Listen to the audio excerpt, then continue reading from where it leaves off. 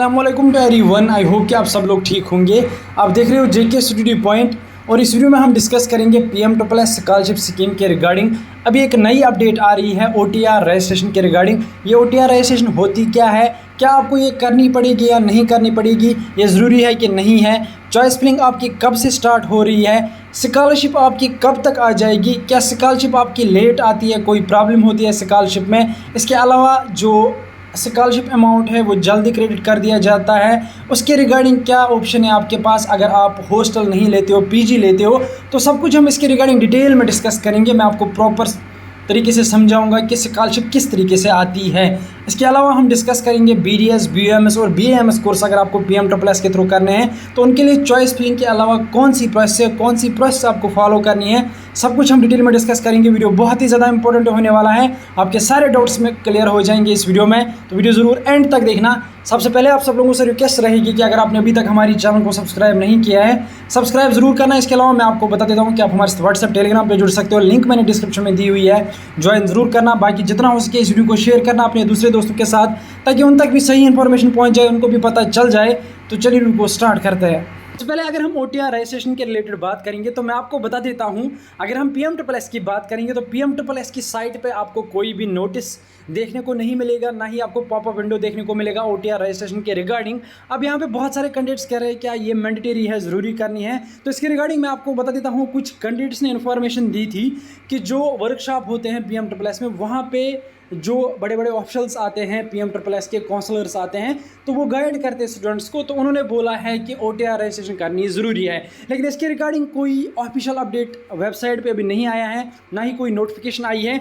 और अगर हम एनएसपी की ऑफिशियल वेबसाइट चेक करेंगे तो यहाँ पे आप देख सकते हो OTR is required to apply for scholarship on national scholarship portal. तो नेशनल स्कॉलरशिप पोर्टल के लिए मैंडेटरी कर दिया गया है, लेकिन पीएम के लिए अभी कन्फर्म नहीं है। तो यहाँ पे आपको अभी ओटीआर रजिस्ट्रेशन नहीं करनी चाहिए, क्योंकि जब तक ना पीएम की वेबसाइट पर ऑफिशियली अपडेट आएगा, नोटिफिकेशन आएगी, तो आप इस पर ट्राई मत कीजिए। बाकी यहाँ पर मैं आपको बता देता हूँ, अगर हम ओटीआर रजिस्ट्रेशन की बात करेंगे, जब आप ओटीआर रजिस्ट्रेशन करने जाते हो तो वहाँ पर आपको आधार नंबर देने के बाद आपको एक रेफरेंस नंबर देखने को मिल जाएगा। जब आप वो पुट करोगे उसके बाद आपको एप्लीकेशन डाउनलोड करनी है, आधार बेस्ड एप्लीकेशन होगी, फिर आपको फेस कैम देना पड़ेगा। और फेस कैम में अभी प्रॉब्लम आ रही है, फेस कैम नहीं हो रहा है बहुत सारे स्टूडेंट्स का, तो अभी आप इसको ट्राई मत कीजिए और अभी आप ओटीआर रजिस्ट्रेशन मत कीजिए पीएम के रिगार्डिंग। यहाँ पे मैं पहले ही आपको ये कंफर्म कर देता हूँ कि कोई ऑफिशियल नोटिफिकेशन नहीं है, कोई ऑफिशियल अपडेट नहीं है। अगर आपको कोई बता रहा है तो उसकी बातों पर बिल्कुल भी यकीन मत कीजिए, अभी ओटीआर रजिस्ट्रेशन करने की ज़रूरत नहीं है।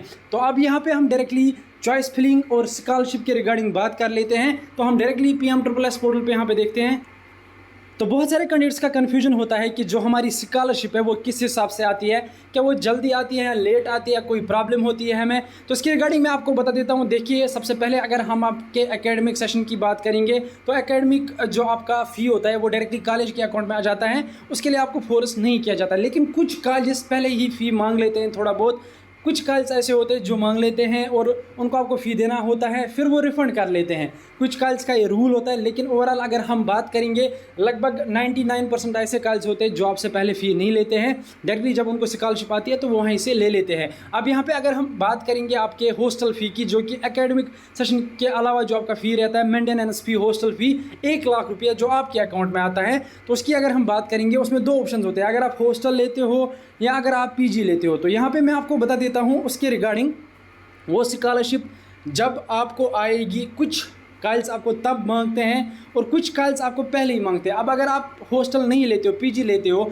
तो तब आपको खुद भरना पड़ेगा वो पहले, फिर जब आपकी स्कॉलरशिप आएगी तो फिर आप उसे ले सकते हो। अब यहाँ पे मैं आपको कुछ चीज़ें क्लियर कर देता हूँ। बहुत सारे कैंडिडेट्स बोलते हैं कि स्कॉलरशिप लेट आती है, फिर कॉलेज वाले फोर्स करते हैं, ऐसा होता है वैसा होता है। ऐसा कुछ भी नहीं होता है, ये डिपेंड करता है एक कॉलेज पे और एक स्टूडेंट पे। यहाँ पे मैं आपको बता देता हूँ, उस स्टूडेंट की स्कॉलरशिप कभी लेट नहीं आती जो कॉलेज के साथ इन टच रहता है, अपनी कंटिन्यूएशन सर्टिफिकेट वक्त पे अपलोड करवा देता है, मार्क्स कार्ड वक्त पे अपलोड करवा देता है, उसका कोई बैकलॉग नहीं होता है, अटेंडेंस 90% होती है, 70% होती है, इस तरीके से अटेंडेंस होती है। तब उस स्कॉलरशिप में कोई देरी नहीं होती है, वो स्कॉलरशिप वक्त पे आ जाती है। कभी कभार ऐसा होता है कि फंड्स लेट हो जाते हैं, स्कॉलरशिप नहीं आती है। लेकिन अगर हम 90% केस की बात करेंगे तो अगर आप सही से चलोगे, अगर आप वक्त पे अपनी जो कंडोनेशन सर्टिफिकेट है और जो आपका मार्क्स कार्ड होगा तो वो आप अपलोड करवाओगे, आपकी स्कॉलरशिप कभी लेट नहीं होगी, आपको सेमेस्टर वाइज स्कॉलरशिप आती रहेगी। तो ऐसा कोई सीन नहीं है। और प्रॉपरली मैं आपको बता देता हूँ, जो आपसे पैसे आपको लेने हैं, मतलब जो आपका फ़ी रहेगा उसके हिसाब से आपकी सारी स्कॉलरशिप आपको प्रोवाइड की जाती है। टोटल आपको 4 लाख दिए जाते हैं हॉस्टल फ़ी के लिए, तो वो आपको डेफिनेटली आते हैं। कभी कभार लेट हो जाता है फंड्स लेट होने की वजह से। अब यहाँ पे काउंसलिंग शेड्यूल के रिगार्डिंग बात करेंगे तो मैं आपको बता देता हूँ, काउंसलिंग शेड्यूल आपका ऑलरेडी पता होगा, आपको एक SMS आई होगी, हर एक स्टूडेंट को SMS आई है काउंसलिंग शेड्यूल के रिगार्डिंग। तो यहाँ पे मैं आपको बता देता हूँ, चॉइस फिलिंग वहाँ पे दी गई है, उस नोटिफिकेशन में हर एक स्टूडेंट को मैसेज की गई है AICTE की तरफ से। तो चॉइस फिलिंग आपको करनी पड़ेगी without BDS BUMS BAMS course के लिए। अगर आप इन कोर्स के लिए जाना चाहते हो तो देन आपको चॉइस फिलिंग नहीं करनी है, आप directly BSc nursing, B pharmacy, engineering, agriculture वगैरह कोर्सेज कर सकते हो। बाकी BVSc का मैं आपको बता देता हूँ, BVSc में टोटल 8 सीट्स हैं, उसके लिए 480 to 90 कट ऑफ जाएगा। तो उसमें आप देख सकते हो अगर आपका स्कोर इतना बनता है। अब यहाँ पे अगर हम BDS BUMS BAMS की बात करेंगे तो मैं आपको बता देता हूँ, इसके लिए सिंपल सी प्रोसेस है, आपको डायरेक्टली कॉलेज में एडमिशन ले रहा है। आज कॉलेज में एडमिशन हो रहे हैं तो आप हमारे से कॉन्टैक्ट कर सकते हो व्हाट्सएप पे 7006723296 पे। वहाँ पे आपको अपना नीट का मार्क्स कार्ड, लगभग आपका नीट का स्कोर होना चाहिए 164+। उसके अलावा आपको PM2+ का एप्लीकेशन फार्म और यहाँ पे आपको 12th का मार्क्स कार्ड भेजना है, हमें व्हाट्सअप करना है। हम आपको प्रॉपरली गाइड करेंगे और ये फ्री ऑफ कास्ट रहेगा, इसमें कोई फ़ी कुछ भी नहीं आपको देना है। तो यहाँ पे आपके सारे डाउट्स मैंने क्लियर किए। अब अगर आपको कोई और डाउट है या कुछ पूछना है तो आप कमेंट सेक्शन में बता सकते हो। मिलते हैं किसी अगले वीडियो में किसी और टॉपिक पर, तब तक के लिए अल्लाह हाफ़िज़।